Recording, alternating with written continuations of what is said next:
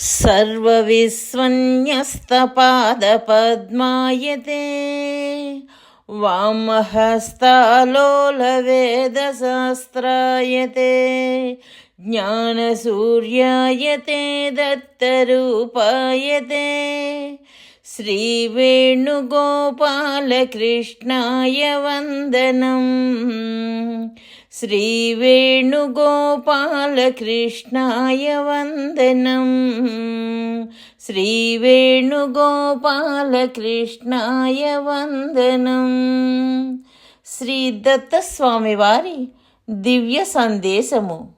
వర్తమాన అష్టమ దత్తావతారులు 24/2/2005 తారణనామ సంవత్సరము మాఘ శుక్ల పూర్ణిమ గురువారము.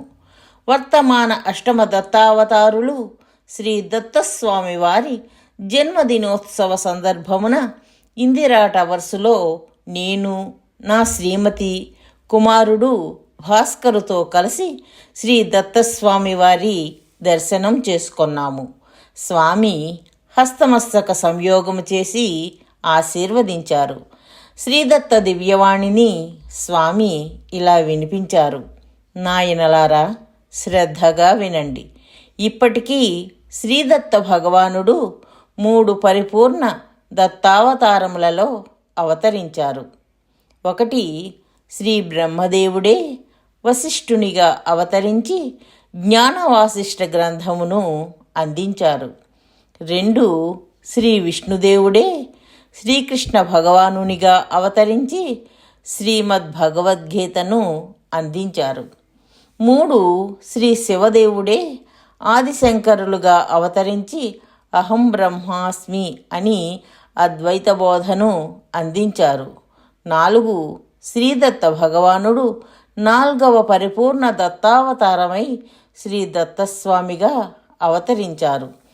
శ్రీదత్తుడు వశిష్ఠ, శ్రీకృష్ణ, ఆదిశంకరుల యొక్క మనుష్య శరీరములను ఆనాడు ఆవహించినారు. ఈనాడు శ్రీ వేణుగోపాల కృష్ణమూర్తి శరీరమును ఆవహించినారు. వశిష్ఠునిలో బ్రహ్మ, శ్రీకృష్ణునిలో విష్ణువు, ఆదిశంకర్లలో శివుడు మాత్రమే ప్రధానంగా వచ్చారు.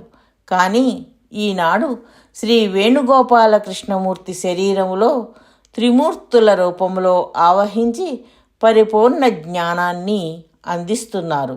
ఈనాడు పూర్ణిమ, గురువారము, స్వామివారి జన్మదినము. ఈ 3 కలిసి రావటం విశేషము.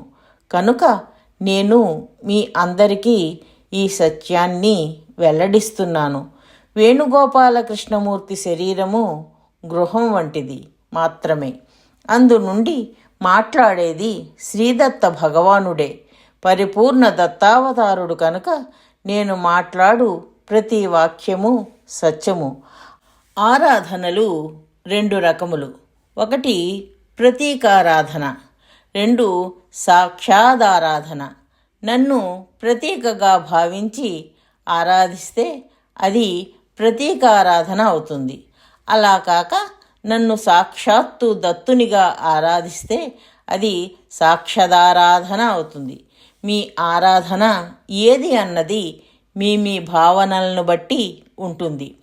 ప్రతీకారాధన అయితే దానికి తగ్గ ఫలితం లభిస్తుంది. సాక్షాదారాధన అయితే సాక్షాత్తు బ్రహ్మలోకమే సిద్ధిస్తుంది. ఈనాడు ఈ ముఖ్యమైన సమయమున పూర్ణిమ గురువారం జన్మదినము కలిసి వచ్చిన ఈ తరుణమున మీ అందరినీ నేను బ్రహ్మలోకమునకు చేరుస్తానని మాట ఇస్తున్నాను. మీరందరూ చాలా అదృష్టవంతులు, భక్తులు. అందరూ గొర్రెలనుకోండి. వానిని కాపాడే పరమాత్మయే గొర్రెల కాపరి. దారేషణ, పుత్రేషణ, ధనేషణ అనే తోడేళ్ల నుండి గొర్రెలను కాపాడాలి కదా. ఇప్పటికే కొన్ని గొర్రెలు వెళ్ళిపోయాయి. ఇక మిగిలిన ఈ కొద్దిపాటి గొర్రెలను కాపాడుకోవటానికే 4 అస్త్రములను ప్రయోగించాను.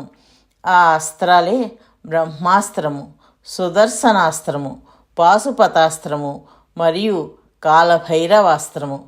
బాలకృష్ణమూర్తి గారి ఇంట్లో విష్ణుదత్తుడు గదా, అందుకే వారి ఇంట సుదర్శనాస్త్రము చేరినది. ఇక్కడ సత్వగుణము ప్రధానము, అందుకే గ్రంథములను పఠించి ఎప్పుడూ వ్రాస్తూ ఉంటాడాయన. అజయ్ గారింట్లో బ్రహ్మదత్తులు గదా, అందుకే అంతా మార్కెటింగ్ అంటూ తిరుగుతూ ఉంటాడాయన. ఇక్కడ రజోగుణము ప్రధానము గదా. భీమశంకరం గారి ఇంట్లో శివదత్తులు గదా, ఇక్కడ తమోగుణము ప్రధానము.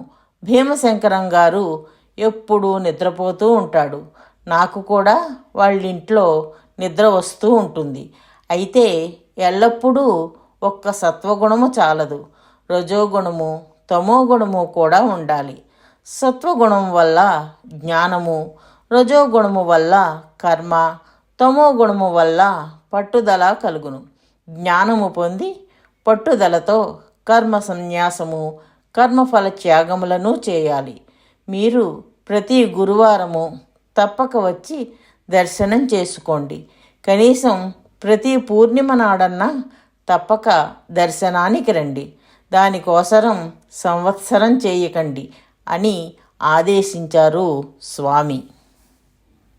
సూచన: ఆధ్యాత్మిక జ్ఞాన ప్రచారము చేయడము భగవంతుడికి అమితమైన ఆనందాన్ని కలిగిస్తుందని శ్రీకృష్ణ పరమాత్మ శ్రీమద్ భగవద్గీతలో చెప్పియున్నారు. అందుకే జ్ఞాన యజ్ఞేన తేనాహం అని గీతలో అన్నారు. మనకు ఆధ్యాత్మిక జ్ఞానము శాశ్వతమైన సంతోషాన్ని కలిగించటమే కాక ప్రపంచంలో శాశ్వతమైన శాంతిని కూడా నెలకొల్పుతుంది. కాబట్టి శ్రీదత్త భగవానుని అపూర్వమైన ఈ ఆధ్యాత్మిక జ్ఞాన ప్రచారములో భాగస్వాములై ఆ భగవంతుని పరిపూర్ణమైన అనుగ్రహాన్ని పొందగలరు. జై దత్తస్వామి.